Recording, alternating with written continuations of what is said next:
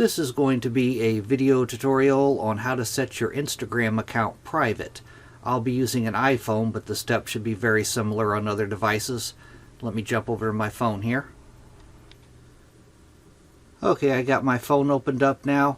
To set your Instagram account private, first thing you need to do is tap on your profile icon in the lower right hand corner. Then you will tap on the 3 Bar Hamburger Menu in the upper right hand corner. Now you will tap on Settings.